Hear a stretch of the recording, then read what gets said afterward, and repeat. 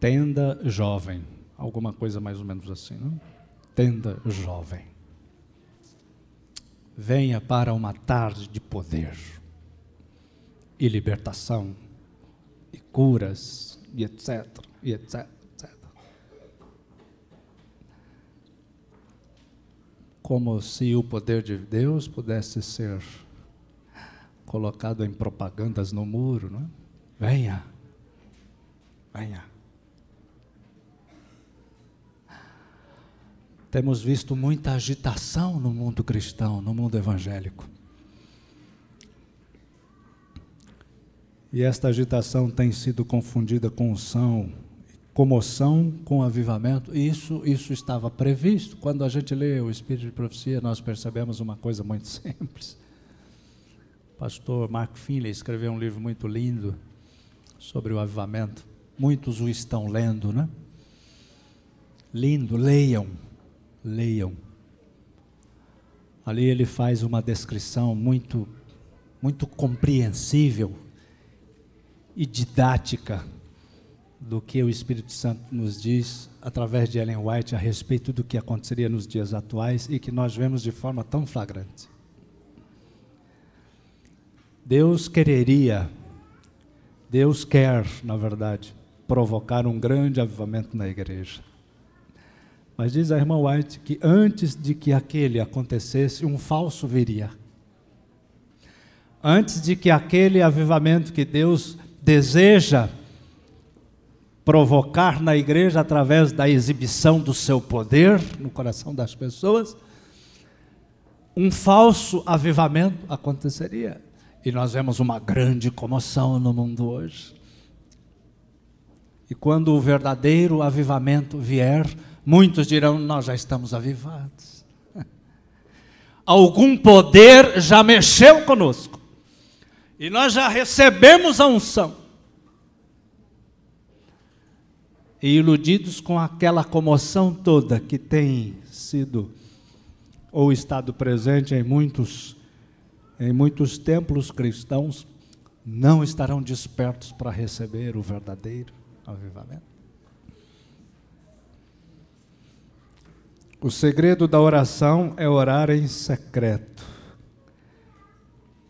Olha o que Ravenhill disse: quem se entrega ao pecado para de orar, mas aquele que ora para de pecar. Coisa linda, né? Olha que coisa maravilhosa. Quem está se entregando ao pecado está parando de orar, mas aquele que ora para de pecar. Que coisa poderosa. Lindo isso. E ele conclui o seu pensamento dizendo: o fato é que somos pobres, mas não humildes de espírito. Humildes o suficiente para receber a Cristo e o seu poder na nossa vida.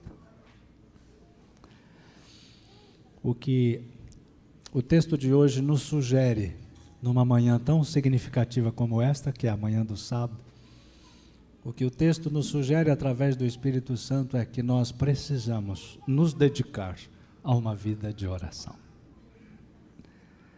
Precisamos todos, homens e mulheres, líderes ou não, precisamos correr para a oração todos os dias, sob pena de estarmos na igreja e não sermos contados entre aqueles que serão reconhecidos por Deus no dia quando Ele voltar.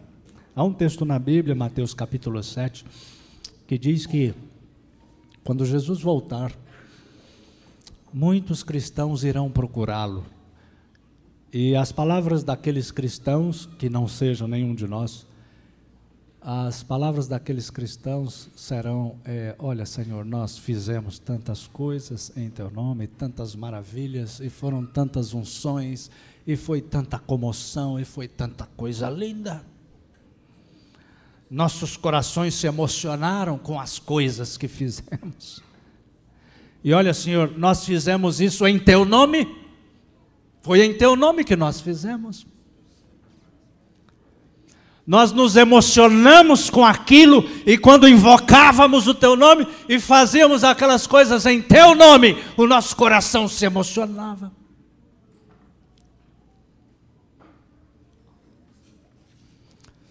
A grande pergunta, na verdade, não é se é no nome de Deus. A grande pergunta que se faz nesta manhã é se é no poder de Deus. Essa é a grande questão. É no nome, mas é no poder. Todos quantos o receberam, deu-lhes o poder de serem feitos filhos de Deus. Coisa linda. A revelação da Bíblia nos faz refletir de maneira tranquila e serena que receber a Cristo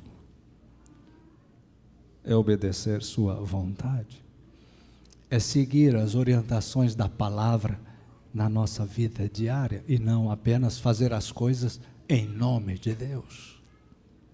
Hoje estávamos estudando a lição da Escola Sabatina aqui na nossa unidade. E o professor falou muitas coisas interessantes e nos fez lembrar de... Essa semana estive andando por aí, entrei num bar para comprar uma água mineral. E para entrar ali só tinha aquele, a gente tinha que se desviar entre as mesas e muitos bebuns ali, não é? Muita cerveja, muita música e etc. Então eu fui lá, comprei a água e saí. A hora que eu estava pagando, olhei assim lá atrás, um quadro lá atrás. Deus é fiel. Deus é fiel.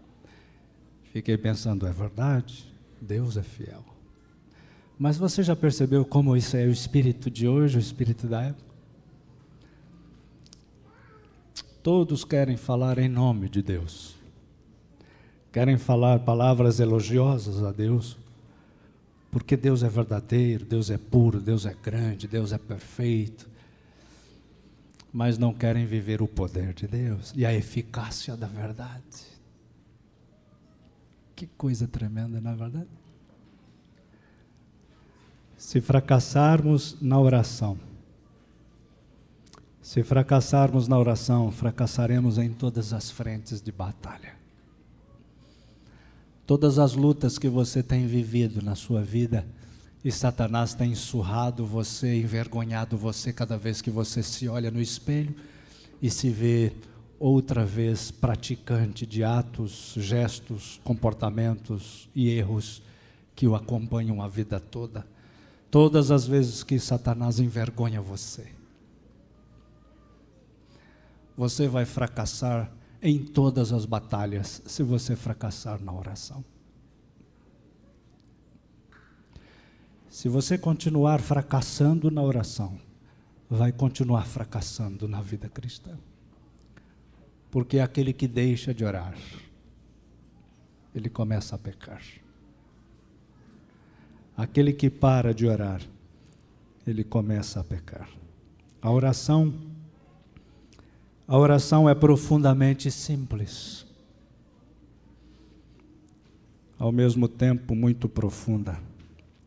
É uma forma de expressão tão simples que até uma criança pode exercitá-la. Mas é igualmente tão sublime que ultrapassa os recursos da linguagem humana e esgota o seu vocabulário. Orar não é necessariamente lançar diante de Deus uma torrente de palavras.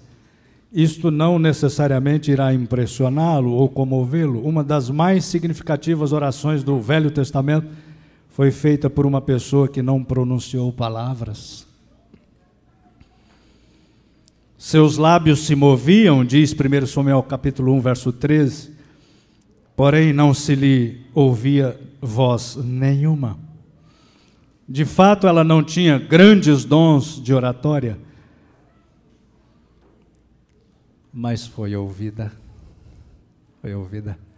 porque a oração nasce no coração e não necessariamente precisa ser expressa pelos lábios, embora possa ser.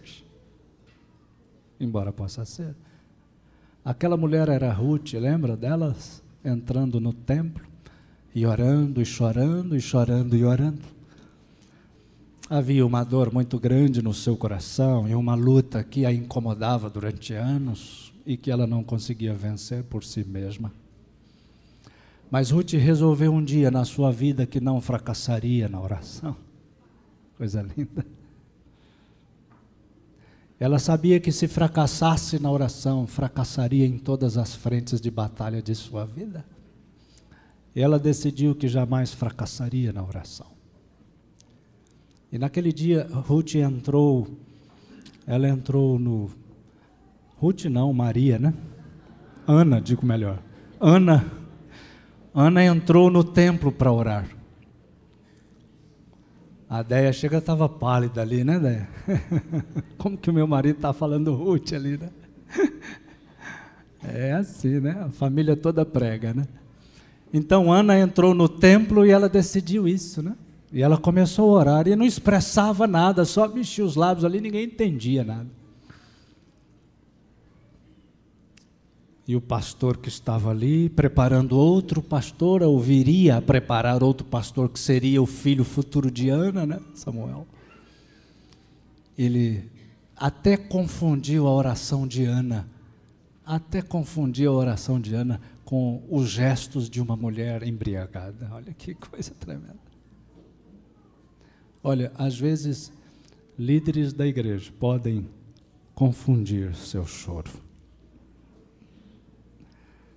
Às vezes, líderes da igreja mesmo podem confundir seu vazio, sua tristeza, suas lágrimas, mas Deus nunca as confunde. Deus nunca confunde a sua oração. Se há uma coisa com a qual Deus nunca se confunde, é com a oração. A oração nunca confunde Deus. Ana entrou ali e a sua oração foi ouvida. E o Espírito Santo, que ouve os gemidos dos corações, colocou uma semente no útero de Maria, e Ana engravidou, né? Será que nos encontramos num padrão tão inferior ao dos cristãos do Velho Testamento que não possuímos mais a fé dos nossos antepassados, com todas as suas realizações, mas somente a fé emocional de nossos contemporâneos? A religião de Cristo se tornou muito emocional.